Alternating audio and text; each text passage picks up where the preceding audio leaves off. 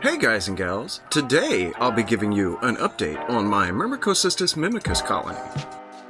These gals have been through quite a lot since their last video, and not a lot of it was very good.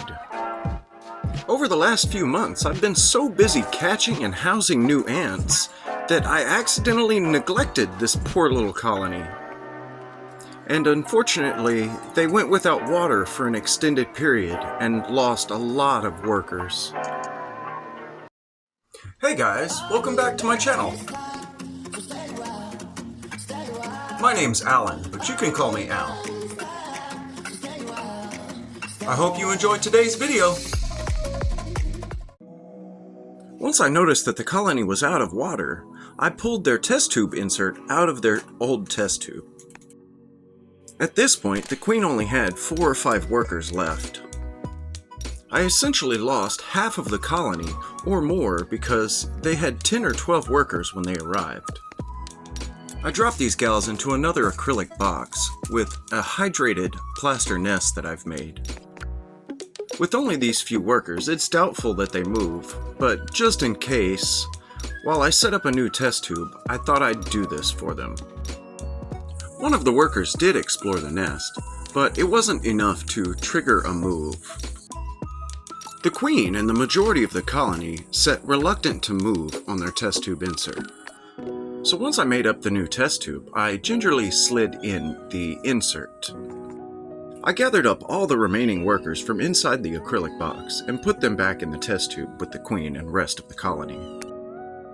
I managed to find 6 total workers in the acrylic box, so I hoped that this colony wasn't doing as bad as I had thought. And before I put these gals away, I gave them a drop of honey. I placed it on the front cotton of their test tube. This way it wouldn't grow any mold on their test tube insert. They seemed pretty happy with the food, so I blacked them back out and put them away. The only thing I could do now was hope that this colony would bounce back. But over the next couple of weeks, all but 2 of these workers died.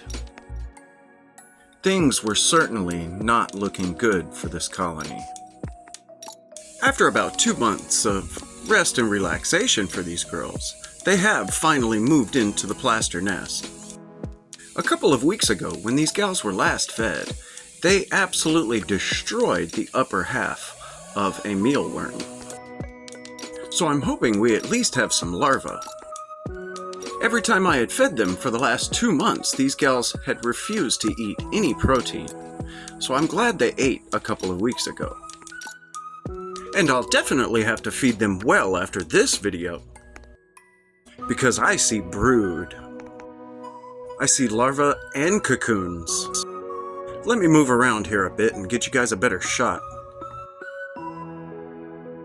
There we are, much better.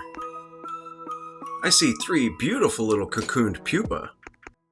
And it was awful nice of these gals to put the pupa directly against the glass where we can see them easily. It also looks like the worker that is behind the queen here is tending to some larvae. I think I counted a total of 4 larvae, 2 small ones and 2 large ones. But I wasn't able to get very good footage of them, so I'm not absolutely sure on the number. I'm really excited that these girls are going in the right direction again. I was for sure this colony was collapsing and dying. Hopefully before the end of the year we can get some colored repletes in here.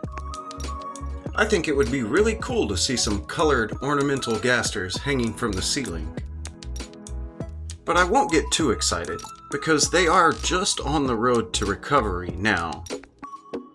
And sometimes, even for a small colony, recovery takes a while. And before I put them away, let me give a shout out to the hardest working 2 little honeypot ants. These 2 little gals really held down the fort, even though the human that's supposed to be caring for them screwed up. We all make mistakes, but I'm glad I had these 2 little workers to help my queen through these hard times. Now, let me get these beautiful gals put away. Ooh, there's a little bit of trash right here I'll have to do something about. I hope you enjoyed today's video. And thank you all so much for watching.